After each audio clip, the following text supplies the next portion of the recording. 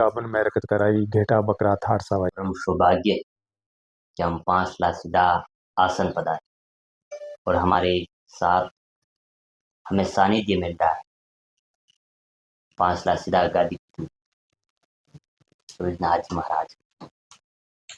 बहुत ही निर्मल, बहुत ही कोमल, पर्यावरण के मैंने शिक्षा का संत कहूँगा तो भी कोई अतिशयोक्ति नहीं हो। कृषि को लेकर भी बहुत गहरी समझ रखते हैं। जहाँ भी जाते हैं शिक्षा की बात करते हैं, वहाँ पर्यावरण की बात करते हैं और एक सभ्य समाज कैसा हो जिसमें नशा मुक्त और एजुकेशन हो, रोजगार हो और शिक्षित समाज हो, क्योंकि यही भारत की नींव है। और अधिकतर जब आप बाड़मेर और बालोतरा के उस साइड में जब आते हैं तो हमें भी आपका प्रवचन सुनने का सौभाग्य मिलता है। हम 20 से 30 किलोमीटर 40 किलोमीटर इसलिए जाते हैं कि गुरु जी को सुनेंगे, क्योंकि ये एक ऐसा लगाव हो गया है एज ए जर्नलिस्ट के रूप में भी और एज ए भक्त के रूप में भी। हम गोसाई जी महाराज के पुजारी हैं, लेकिन जसनाती संप्रदाय को इसलिए पसंद करते हैं क्योंकि आप पर्यावरण को जी रहे हैं, पर्यावरण को बता नहीं रहे हैं, पर्यावरण को जी रहे हैं। आपने वो तमाम काम किए हैं जो यहाँ की सरकारें नहीं कर पाती। उनकी जो योजनाएं हैं वो बनाने में वर्षों बीत जाते हैं, जबकि आपने ये करके दिखाया है। आज हम पांचला सीधा आए, हम क्योंसर जा रहे थे और हमारे ये जहन में था कि हम वहाँ जाएंगे, गुरु महाराज का दर्शन करेंगे। विशेषकर मैं पश्चिमी राजस्थान की बात करूँगा, वहाँ के युवाओं की जो पीड़ा है वो लेके आया हूँ और कुछ ऐसे ज्वलंत मुद्दे हैं वो भी हम लेके इसलिए आए हैं क्योंकि आप जब बोलते हैं, आप जब प्रवचन देते हैं तो आपको ये लोग दिल से सुनते हैं। कहीं न कहीं जो भटकाव उनमें है वो आपके माध्यम से मुझे लगता है कि सब उनका जो है समाधान होगा, उनको एक नई राह मिलेगी। गुरु महाराज जय श्री राम, जय जसनाथ जी महाराज ओम नमो आदेश। मेरा आपसे पहला सवाल रहेगा, क्योंकि सवाल इसलिए है क्योंकि अब जो एक ज्वलंत मुद्दा बन चुका है अरावली का, जी और अरावली का न्यायालय ने कोर्ट का एक आदेश आया कि 100 मीटर से जो नीचे की पहाड़ियां हैं उन्हें आप काट सकते हैं। एक लंबी श्रृंखला है, यह हमारे देश की आत्मा कहूँ तो भी कोई अतिशयोक्ति नहीं होगी। यहाँ लाखों करोड़ों वनस्पति है, पौधे हैं, जीव जंतु है और यहाँ के आसपास में बस रहे लोगों का ये एक घर है। और ऐसे में यदि ये आदेश आता है और सभी पहाड़ियों का खनन होता है तो पीछे करीब हजारों ही बसेगी, जिसमें 12-13 हजार का अपन लोग अनुमान लगा सकते हैं। और सबसे बड़ी विडंबना आप देखिए गुरु महाराज, जो राष्ट्रपति जो भवन बना है वो इसी अरावली की सनकला जो रायसीना हिल्स है उसी पर बना हुआ है। पर्यावरण का जो मुद्दा है वो अपने जीवन से जुड़ा हुआ है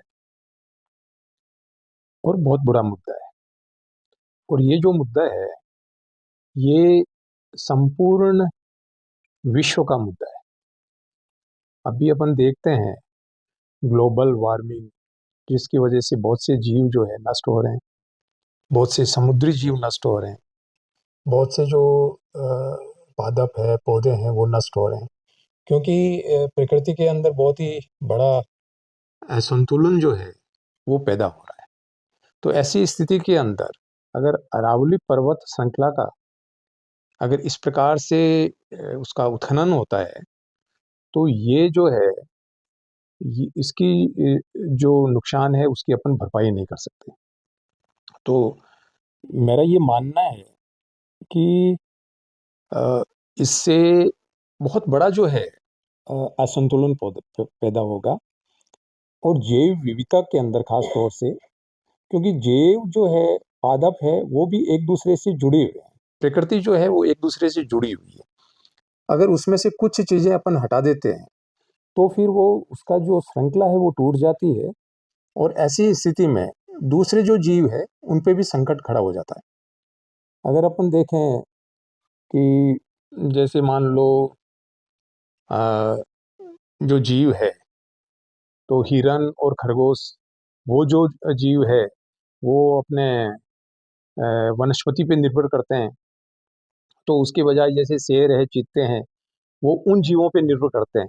तो उनमें से अगर एक ही जीव को हटा दिया जाए तो फिर दूसरे जो है वो स्वतः ही नष्ट हो जाते हैं प्राकृतिक रूप से। तो इसलिए अगर अरावली पर्वत श्रृंखला में से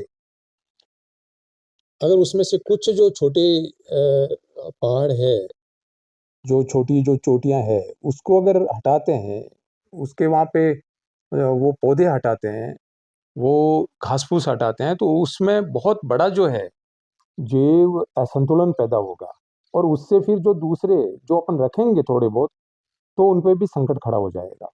इसलिए अपन लोगों को जो है इस पे चिंतन करना चाहिए। और ख़ास तौर से मेरा जो है जो अनुरोध है कि माननीय न्यायालय को भी इस पे संज्ञान लेना चाहिए और पुनर्विचार करना चाहिए। अगर मैं अपनी बात करूं तो पर्यावरण की अपन बात करते हैं, तो मेरे पास में जैसे ये है थैला, तो ये जो है ये हम लोग पिछले 15 साल से कर रहे हैं, ग्रीन द मारवाड़। तो green the Marwar Shridev Jasna trust का एक इनिशिएटिव है। उसमें हम लोग पिछले 15 सालों से काम कर रहे हैं। वैसे पर्यावरण से तो मैं जो है बहुत समय से काम कर रहा हूँ। और जसना जी महाराज का संदेश है, जसना जी महाराज ने तो 500 साल पहले ही जाल का पेड़ लगा के हमें पर्यावरण संरक्षण का संदेश दिया। और हिरणों की रक्षा के लिए भी उन्होंने कहा, मृगा वन में रखत कराई, घेटा बकरा थार सवाई। तो जीवों से जो है उनका जो है लगाव था। और हम लोग जो पिछले 15 साल से विधिवत रूप से कर रहे हैं, तो पिछली बार यहाँ हमने 50,000 पौधों की जो है नर्सरी विकसित की थी। तो उसमें से अपने हरियाणा और राजस्थान के तहत माननीय मुख्यमंत्री महोदय ने सभी स्कूलों को निर्देश दिया था कि वो पौधे लगाएं। सभी ग्राम पंचायत को निर्देश दिया था। तो अपने खिमसर ब्लॉक के अंदर जो भी स्कूलें हैं, तो उन स्कूलों के अंदर कहीं पे 200 पौधे, कहीं 100 पौधे, कहीं 500 पौधे, तो वो पौधे यहीं से लेके गए थे। वैसे ही इस बार भी बहुत जगह स्कूलों में पौधे वितरित किए गए थे। सामने आश्रम के अंदर भी जो पौधे लगे हुए हैं, ये अपने संवित शर्मा जी जब यहाँ जिलाधीश थे नागौर के, उस समय उन्होंने लगाए थे। आज आप देखेंगे तो बहुत बड़े बड़े विशाल वृक्ष बन गए हैं। तो ऐसे निरंतर जो है वो प्रयास रहता है। जब इस प्रकार का मैं सुनता हूँ कि अरावली जैसी इतनी बड़ी, जहाँ लाखों करोड़ों की तादाद में वनस्पति है, वो अगर प्रभावित होती है, तो हृदय को बहुत गहरा दुख लगता है, महसूस होता है। तो इस पे मैं सभी लोगों से यही कहना चाहूँगा कि हमें इस पे चिंतन करना चाहिए। अगर पर्यावरण नहीं बचा तो फिर अपन भी नहीं बचेंगे, और अपने आने वाली संतति जो है वो भी नहीं बचेगी। जब से ये आदेश आया है, विरोध है, लोग कह रहे हैं कि ये हम नहीं होने देंगे, हम अरावली को बचाएं। और साधु सन्यासियों की जो शरण स्थली रही है, जो तपोस्थली रही है, वो पहाड़ रहे हैं। क्या यदि जरूरत पड़ी तो आप भी अरावली की उस गुफाओं में आकर, उस प्रकृति की गोद में आकर उनके बचाव को लेकर जन आंदोलन के भागीदार बनेंगे? निश्चित रूप से, क्योंकि अ, अपन इस धरती को माँ मानते हैं। अपने एक सिद्ध पुरुष हुए देवोजी महाराज, जो पांचला सिद्धा से संबंधित थे। तो उन्होंने 4 माताएं बताई है। पहली माता दरपति, बीजी माता माँ। तो पहले तो ये धरती माँ है। दूसरी माँ है जिसने हमें जन्म दिया। तो अपनी माँ का भी जो पालन पोषण है वो धरती माता पे ही हुआ। तो इसलिए उसको जो है दूसरा, तीसरी बात माता वनपति। तीसरी माँ जो है वो वनस्पति है, पेड़ पौधे हैं। और चौथी माता गाय। अगर वनस्पति पे, धरती माँ पे, या अपनी माँ पे अगर किसी प्रकार की आंच आती है, तो उस स्थिति में मैं निश्चित रूप से जो है इसमें भागीदारी निभाऊंगा, जो भी अपना जो दायित्व है, कर्तव्य है। साधुओं ने उपदेश दिया, पूरी दुनिया ने उस पर अमल किया है, आज भी दुनिया मानती। लेकिन बाकी जो सन्यासी है और आप है, उसमें बहुत फर्क है। आप बात करते हैं एजुकेशन की, आप पर्यावरण की बात करते आप नशा मुक्त की बात करते हैं, जबकि अधिकतर मठ मंदिरों के अंदर इनका सेवन किया जाता है। देखो, ऐसा फ़र्क तो आध्यात्मिक दृष्टि से देखा जाए तो कोई फ़र्क नहीं है। वो ये है कि सभी लोग जो सन्यासी है, वो आत्म कल्याण की बात करते हैं और मानव कल्याण की बात करते हैं। जिसके अंदर मानव कल्याण की बात हो तो पर्यावरण और प्रकृति तो साथ में आ जाती है। हाँ, मैं कुछ मामलों में जो है, मेरा प्रयास रहता है, व्यक्तिगत प्रयास रहता है कि समाज के अंदर सुधार हो। इसलिए मैं महिला सशक्तिकरण, शिक्षा, नशा मुक्ति, पर्यावरण संरक्षण, इस पे विशेष बल देता हूँ। अब जैसे मैं पर्यावरण की बात करूं तो आपने जब से पहला पौधा लगवाया और अभी तक ये पौधों की संख्या की कहूँ या उन पौधे जो प्रकृति का भी जो श्रृंगार कर रहे हैं, अनुमानित क्या संख्या रही? अनुमानित संख्या जो संपूर्ण मेरे जीवन काल में अगर देखी जाए तो काफ़ी बड़ी है। करीब 1 लाख के आसपास पौधे जो हैं, वो छोटे रूप में, बड़े रूप में, यहाँ पे, बाहर। क्योंकि हम लोग जो है गुरु पूर्णिमा पे जो मनाते हैं, वो हरित गुरु पूर्णिमा के नाम से मनाते हैं, ग्रीन गुरु पूर्णिमा। तो उसके अंदर जो भी भक्त लोग आते हैं, 4-5 हज़ार लोग आते हैं, तो उन सबको जो है यहाँ से पौधा वितरण करते हैं।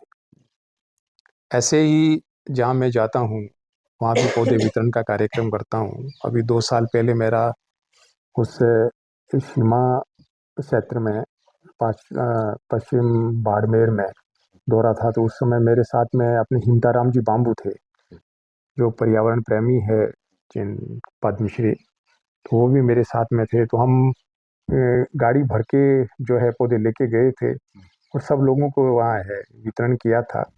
तो ये सदैव निरंतर जो है सतत प्रक्रिया है जो चल रही है।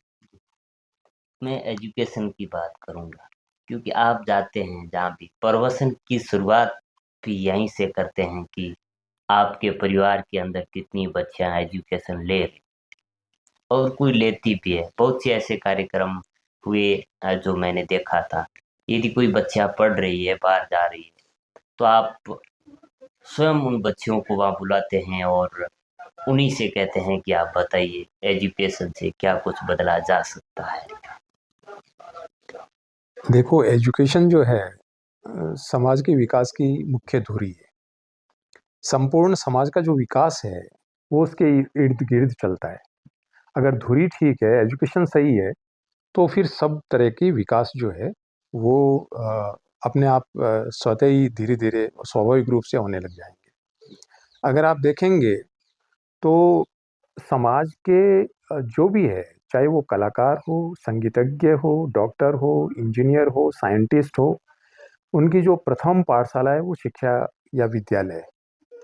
इसी वजह से जो एजुकेशन मुख्य चीज़ है, और इसी हेतु से मेरा जो है सदैव प्रयास रहता है कि शिक्षा का प्रचार हो और शिक्षा के साथ में संस्कार भी जो है उन पे भी अपन ध्यान दें।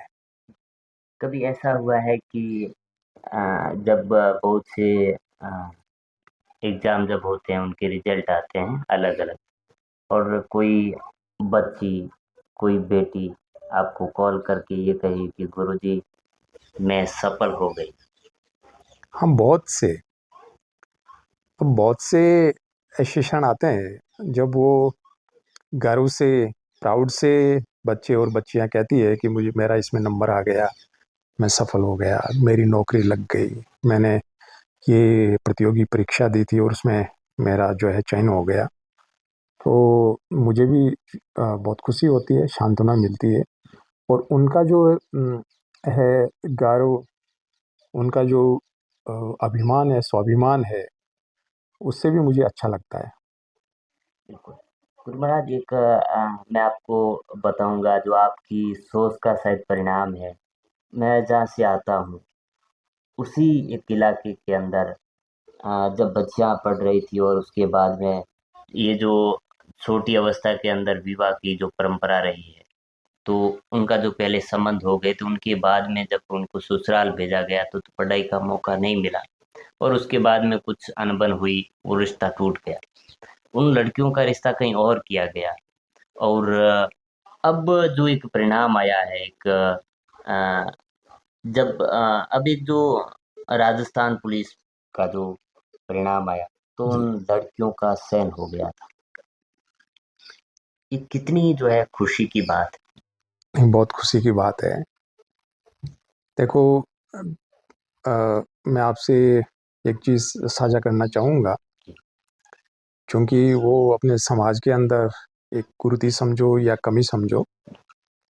एक बार मैं कुछ वर्षों पहले की बात है, जब मैं वहाँ गया था और वहाँ बहुत सी शादियाँ थी। शादी के अंदर एक छोटी बच्ची की शादी थी। तो छोटी बच्ची की शादी थी, तो जब मैं उस कार्यक्रम में गया और मैंने उसका अ, मतलब उसकी भावनाएं देखी, वो छोटी बच्ची ऐसे ऐसे लगता है ना कि डरी हुई है, इतने लोग हैं, ये हो रहा है, क्या हो रहा है, उसको कुछ समझ में नहीं आ रहा है। तो वो देखने के बाद में अ, मैंने तो बाल विवाह के अंदर जाना जो है वो बिल्कुल बंद कर दिया। अब मैं कहीं भी बाल विवाह होता है वहाँ मैं नहीं जाता। हाँ, तो बाल पहले ही वह मैं निश्चित कर लेता हूँ ऐसे। बाल विवाह है तो नहीं जाएंगे। नहीं, बाल विवाह में मैं शरीक नहीं होता, क्योंकि बाल विवाह के अंदर शरीक होने का मतलब ये है कि आप भी, वो चाहे वो अच्छा काम है या खराब काम है, उसके अंदर आपकी भी भागीदारी है, आपकी भी प्रेजेंस है। इसलिए मैं बाल विवाह के अंदर उसके बाद में मैंने ये प्रण ले लिया कि मैं बाल विवाह में नहीं जाऊंगा। तो ये जो दूसरी जो आप बता रहे हैं, तो कुछ समाज के अंदर कुछ कमियां है कि बाल विवाह का प्रचलन अभी भी कहीं कहीं पे होता है, और उसकी वजह से लोगों का जीवन जो है वो प्रभावित होता है। तो बाल विवाह भी नहीं होना चाहिए, और किसी का जीवन प्रभावित हो नकारात्मक रूप से, ये भी गलत है। लेकिन उन बच्चियों ने ये हिम्मत की कि उन्होंने एक नया स्टेप उठाया और शिक्षा अर्जित की, और वो नौकरी लगी है, बहुत खुशी की बात है। गुरु जी, आपकी संस्था, आप कितनी जो है बच्चियों को एजुकेशन के लिए सबल दे रहे हैं, उनका सहयोग कर रहे एजुकेशन के लिए अ, हर तरह से यहाँ सहयोग रहता है श्री देव जसनाथ ट्रस्ट, श्री जसनाथ आश्रम का। हमने यहाँ पे 2 बार जो है बालिकाओं का खेलकूद की प्रतियोगिताएं हुई है, राज्य स्तरीय। हैं। तो एक बार जो है 950 बच्चियां थी, तो उनके रहने की, भोजन की, पानी की सारी व्यवस्थाएं अपने ट्रस्ट ने ही की थी। अभी पिछले साल जो और हुई थी, उसके अंदर 1500 बच्चियां थी, और जो टीचर्स है, शिक्षिकाएं, वो मिला के, तो उनका भी यहाँ पे हुआ था। और जहाँ मैं जाता हूँ वहाँ भी प्रयास रहता है कि बच्चियों को प्रेरित करें। अपने यहाँ एक बच्चों का शिविर होता है, तो बच्चों के शिविर के अंदर 9 से 11 साल के बच्चे और बच्चियां यहाँ सम्मिलित होते हैं। 10 दिन का शिविर होता है। क्या उसके अंदर क्या भी समय रहता है, कब होता है? ये गर्मी की छुट्टियों में होता है। तो गर्मी की छुट्टियों में या तो मई लास्ट में या जून शुरू में होता है, 10 दिन का। और उसमें बहुत से जो है अपने शिक्षकगण है, जो सरकारी नौकरियां करते हैं, उनकी भी छुट्टियां होती है, तो वो लोग भी सहयोग करते हैं वॉलेंटियरली। बहुत से और लोग भी सहयोग करते हैं। तो इस प्रकार से जो है शिक्षाओं का प्रकल्प भी चलता है, बच्चियों के सशक्तिकरण का कार्यक्रम भी चलता है। और 2 बच्चियों को हर साल हम जो है, जो एनवायरनमेंट में स्टडी करते हैं, उनको स्कॉलरशिप या स्टाइपेंड देते हैं। प्रत्येक वर्ष। हाँ, प्रत्येक वर्ष। अब मैं आऊँगा वो मुद्दा जो हमारे देश को कमज़ोर कर रहा है, और विशेषकर जो हमारे प्रदेश को, जहाँ से हम लोग आते हैं और आप आशीर्वाद देने के लिए पश्चिम में आते हैं, वहाँ नशा मुक्त का प्रकोप बहुत है।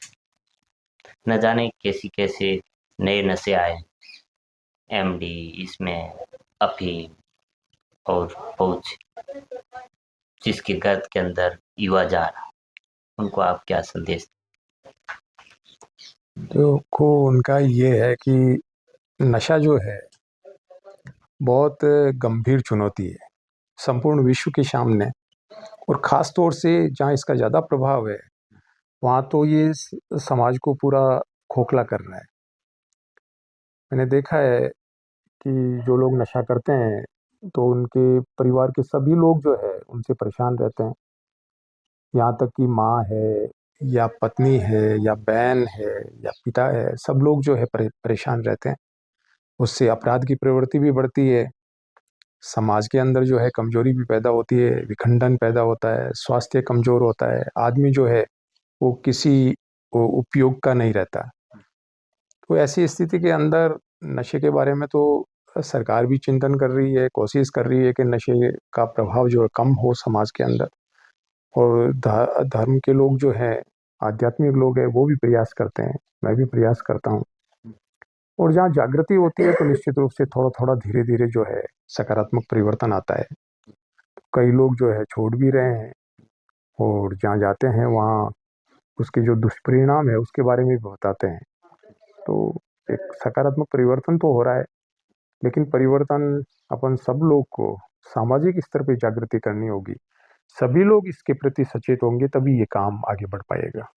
आप आप नशा मुक्त पे काम कर रहे हैं, आपका क्या अनुभव है? किस आधार पे यदि ये काम किया जाए तो इस पर हम काबू पा सकते हैं, चाहे वो सरकार हो, सिस्टम हो, सामाजिक, यानी गांव ढाणी से ये जो है अभियान चलाएं और सरकार इनका हिस्सा बने। हाँ, इसमें अ, मतलब कई विषय पे अपने को एक साथ में काम करना होगा।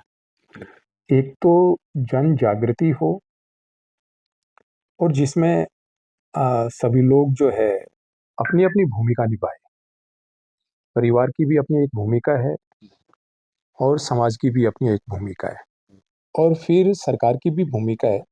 सरकार जो है वो संसाधन उपलब्ध करवाएं, और अ, इस मुहिम को जो है आगे बढ़ाया जाए।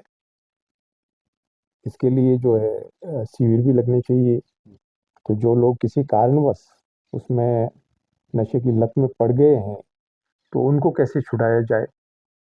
और उस स्थिति में जो अपनी प्राचीन विजडम है, जो पुराना ज्ञान है, उसका भी उपयोग हो। और मॉडर्न साइंस जो है, साइकेट्री है, साइकोलॉजी है, तो उनका भी उपयोग हो। तो उसके अंदर सामाजिक व्यवस्था और मानवीय व्यवस्था, उसके साथ में जो मेडिकल अनुसंधान है या विज्ञान है, उसका भी उपयोग हो। और प्रशासनिक या राज्य स्तरीय जो व्यवस्थाएं हैं वो भी लागू की जाए।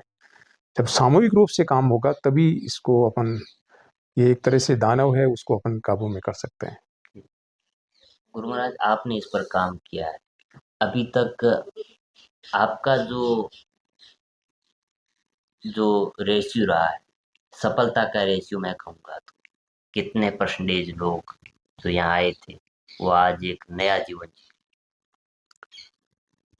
जो सफलता का रेशियो है वो अपने यहाँ का बहुत बढ़िया है।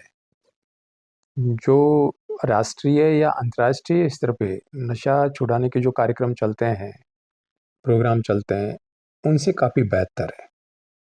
खासतौर से पहला दूसरा दूसरा जो कैंप हुआ था उसके अंदर हमारा काफ़ी अनुभव अच्छा हो गया। तो उसका जो रेशियो था वो करीब 77-78% था।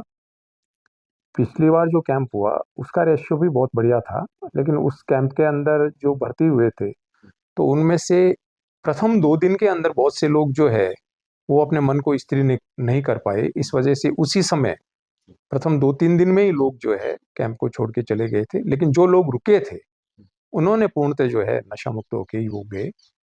तो उसमें करीब जो है 25-26 लोग थे, वो पूर्णतः नशा मुक्त हो गए। अभी कोई नशा छोड़ना चाहे तो वो लोग कब आए, ये कैंप कब लगता है? ये कैंप है, हम लोग साल में एक बार लगाते हैं। और अभी हमने जो है नशा मुक्ति शिविर के लिए भी आवेदन किया है राज्य सरकार और केंद्र सरकार से। अगर उसके लिए राज्य सरकार या केंद्र सरकार अनुमति देती है और चयन करती है अपने केंद्र का, श्रीदेव जसनाथ ट्रस्ट का, तो ऐसी स्थिति में फिर जो है हम लोग रेगुलर जो है कैंप शुरू कर देंगे। तो समाज के अंदर और ज़्यादा जो है, और कम समय के अंदर ज़्यादा लोगों को फायदा होगा। अन्यथा फिर जो है एक कैंप जो है नियमित रूप से हर साल हम वो जारी रखेंगे। तो जो नियमित रूप से 1 साल का जो कैंप है वो अपने अप्रैल के अंदर होने जा रहा है। अब मैं बात करूंगा योग, एक सन्यासी क्या क्या करता है। ये सारी चीजें अभी हमारे दर्शकों ने भी सुनी, लेकिन अभी ये पूरा नहीं, पूरी जो ये हमारे सामने जो बैठे उनकी जो सोच है, यदि हम आपको सुनाने जाएं और आप सुने तो एक लंबा समय बीत जाए। योग जो आप करवाते हैं, ज्ञान योग, आप केवल आसन पे ही नहीं, प्रदेश के अंदर, देश के अंदर और विदेश में भी आप जाते हैं। हाँ, ये अपना जो आश्रम है ये योग आश्रम भी है। वैसे अगर आप देखेंगे तो योग का अभ्यास तो सभी जो आध्यात्मिक केंद्र है वहाँ से होता है, लेकिन यहाँ और ज़्यादा प्रायोगिक अभ्यास होता है। खास तौर से हठ योग जो गोरखनाथ जी महाराज ने, गहरन ऋषि ने हम लोगों को दिया था। और योग के अंदर अपने जो भगवान श्री कृष्ण ने, महर्षि पातंजल ने या अन्य अनेक जो ऋषि मुनि हुए उन्होंने योग की विधियां अपने को दी है। योग के जो जनक है वो भगवान शिव है। उन्होंने जो है योग का जो प्रारंभ किया अपने सनातन धर्म के अंदर। और यहाँ नियमित रूप से जो है कक्षाएं होती है, बहुत से कार्यक्रम भी होते हैं, योग चिकित्सा के कार्यक्रम भी होते हैं, और देशी लोग और विदेशी लोग भी होते हैं, आते हैं यहाँ पे। और मेरा कई बार जो है ट्रैवलिंग योगा जागरण जिसको हम बोलते हैं, दूसरी जगह किसी टाउन में जाके भी योग पढ़ाते हैं, जो 5 दिन का कार्यक्रम होता है। अभी कोई जो जो आप जो कर रहे हैं, जो नशा मुक्त का हो गया, पर्यावरण को लेकर हो गया, एजुकेशन को लेकर हो गया, योगा को लेकर हो गया, सरकारी डॉक्यूमेंटरी में आपने कितना किया, आप कौन है उस डॉक्यूमेंट में और क्या क्या कर रहे हैं, क्या है अभी तक वहाँ है? सरकार में तो जो जिला स्तर पे हमारे पूर्व जिलाधीश महोदय थे, उन्होंने मुझे अम, उस चीज़ों को प्रोत्साहित करने के लिए सम्मानित किया था जिला स्तर पे।